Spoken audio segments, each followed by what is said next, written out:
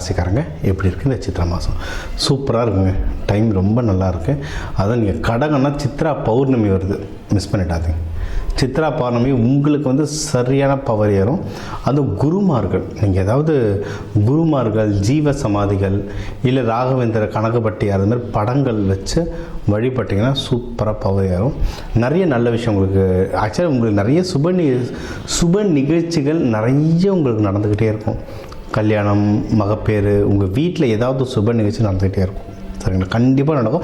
நடக்கலாம் ஃபோன் பண்ணி எப்படி என்ன பிரச்சனைன்றது உங்கள் ஜாதகத்தை காமிச்சு கேளுங்க. நம்ம என்ன தீர்வுன்றது பார்க்கலாம். ஆனால் கண்டிப்பாக சுப நிகழ்ச்சிகள் நடக்கும். மெயினாக கல்யாணம் கண்டிப்பாக உங்கள் வீட்டில் ஏதாவது ஒரு கல்யாண நிகழ்ச்சிகள் அந்த அமைப்பு இருந்தால் கல்யாணம் கண்டிப்பாக நடக்கும்.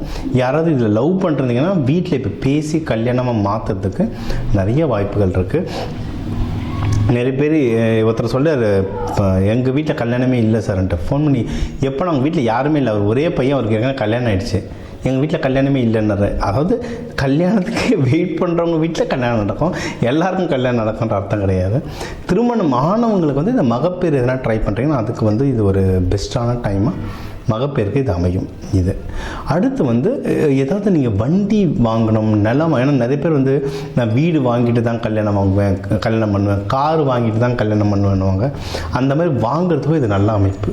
இல்லை கல்யாணத்தோடு சேர்ந்து கார் வீடுலாம் வருதுனாலும் சூப்பர் தான். நிறைய பேர் கிஃப்ட்டு நிறைய பேர் பண்ணுவாங்க. நான் டவுரி பற்றி பேசலாங்க, கிஃப்ட்டு நிறைய பேர் பண்ணுவாங்க. அந்த மாதிரி வருதுனாலும் ஓகே. இல்லை கல்யாணத்துக்கு நீங்களே பொண்ணு மாப்பிள்ளை சேர்ந்து வீடு வாங்குறீங்க, கார் வாங்கிட்டு கல்யாணம் பண்ணுறீங்கனாலும் ஒன்றும் சூப்பர். நிறைய பேர் லவ் மேரேஜ் இதை பண்ணுறாங்க. ஸோ அந்த வாய்ப்புலாம் இருக்குது. ஹெல்த்து வந்து நல்லா பெட்டர் ஆகும். ஏன்னா மோஸ்ட்லி கடகத்துக்கு வந்து இந்த குளிர் டைமில் தான் பிரச்சனையாக ஆரம்பிக்கும். ரொம்ப ஜலதோஷம் பிடிக்கிறது, ரொம்ப ஹை சளி பிடிக்கிறதுலாம் இப்போ வந்து வெயிலில் வர்றதுனால இவங்களுக்கு வந்து ஒரு நல்ல பலம் தான். ஸோ உங்களுக்கு உடல்நிலை ஏதாவது இஷ்யூஸ் இருந்தால் அது கம்மியாகும். அது சம்மந்தமாக எதனா ட்ரீட்மெண்ட் பார்க்கணும் அப்படின்னா நீங்கள் வந்து தாராளமாக இப்போ டாக்டர் அப்ரோச் பண்ணலாம். ஏன்னா ஹெல்த் வந்து டக்குன்னு ரெக்கவர் ஆகிற டைம் இது உங்களுக்கு. ஓகேவா? இது இன்னொன்று வேலையில் வந்து இந்த டைம் வந்து மோஸ்ட்லி ப்ரமோஷனில் ஆல்மோஸ்ட் ஃபைனலைஸு சொல்கிற டைம். ரொம்ப நல்ல டைம் இருக்கும் உங்களுக்கு. ப்ரமோஷன் கிடைக்க அதிகமான வாய்ப்பு இருக்குது. அப்படி ப்ரமோஷனில் கூட அப்ரைசல்னு சொல்லுவாங்க.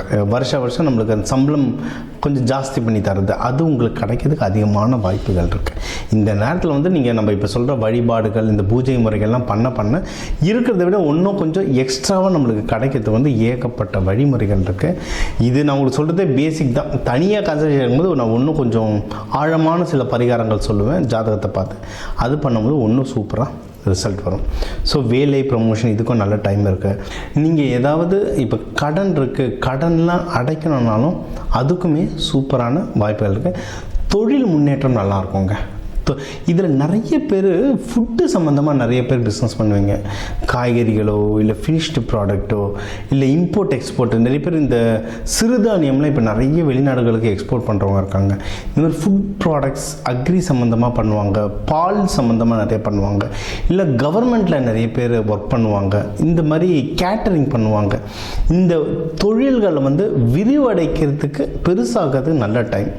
நீங்கள் ஏதாவது வெளிநாடுகள் எக்ஸ்போர்ட் பண்ண போகிறீங்க, இம்போர்ட் பண்ண போகிறீங்கன்னா அதுக்கும் நல்ல டைம். அதாவது தொட்டதெல்லாம் தொழுங்குற டைம் இது. ஓகேங்களா? எதில் வந்து நீங்கள் ரொம்ப ஜாகிரதையாக இருக்கணும்னா பண விஷயம். யாருக்கு கொடுக்குறீங்க, யாருக்கு வாங்க, அது பிஸ்னஸ் வளரணும்னு சொல்லட்டும். உங்களுக்கு வந்து எதில் ஜாகிரதைன்னா பண விஷயத்தில் ஜாகிரதையாக இருக்குங்க. பிஸ்னஸ் வளரணும்னு சொல்லட்டும், அதுக்காக வளரும்ன்ட்டு அப்படியே ஃபுல்லாக லட்சம் உள்ளே இறக்குனீங்கன்னா ஆகிற காரியம் இல்லை. அது இறக்கலாம். என்னென்னா யாருன்றதை பார்க்கணும், வெண்டார் யாருன்றதை பார்க்கணும், உங்களுடைய அந்த லீகல் அக்ரிமெண்ட்டோடைய டெர்மினாலஜிஸ் பார்க்கணும். இதெல்லாம் செக் பண்ணிவிட்டு பணம் போட்டிங்கன்னா குட்.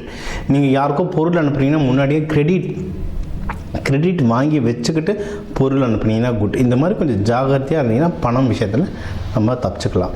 இன்னொன்று முயற்சியும் இதே தான். இப்போ கடகத்தில் எப்படின்னா ஒரு தடவை 2 தடவை முயற்சி பண்ணால் அதுக்கப்புறம் புஷ்ஷன் ஆகிடுவாங்க, நடக்கலாம் புஷ்ஷன் ஆகிடுவாங்க. அப்படி இல்லைன்னா ரொம்ப கிடச்சிடுச்சுன்னா கண்ணை மூடிட்டு நம்புவாங்க. அந்த மாதிரி இருக்கிறது பிரச்சனை.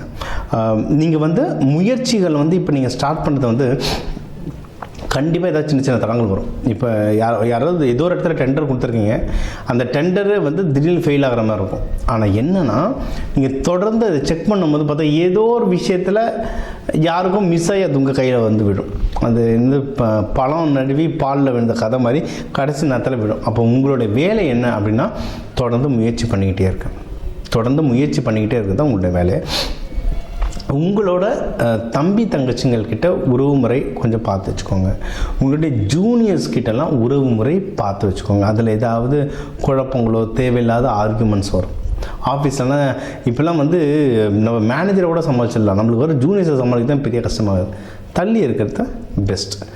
தெய்வ வழிபாடுகள்லாம் பார்த்திங்கன்னா லலிதா திரிபுர சுந்தரி சூப்பராக இருக்கும், சூப்பர் வேலை செய்யும் லலிதா திரிபுர சுந்தரி. அதுவும் சித்திரை மாதத்துக்கு மீனாட்சி சுந்தரேஸ்வரர் பாருங்கள். அபிஷேகங்கள், பால் அபிஷேகம், பன்னீர் அபிஷேகம் பண்ணி வழிபடுறது. இப்போ சித்ரா பௌர்ணமிக்கெலாம் நம்ம எங்கே இருக்க சிவன் கோவிலுக்கும் சித்தர்கள் கோவிலுக்கும் நம்ம அபிஷேகம்லாம் பண்ணி வழிபடுவோம். இதெல்லாம் பண்ண அந்த அபிஷேக பால் வர மக்களுக்கு நீங்கள் டொனேஷன் அன்னதானம் மாதிரி கொடுக்க இந்த சித்திரை மாதம் உங்களுக்கு ஒரு அற்புதமான மாதமாக அமையும்.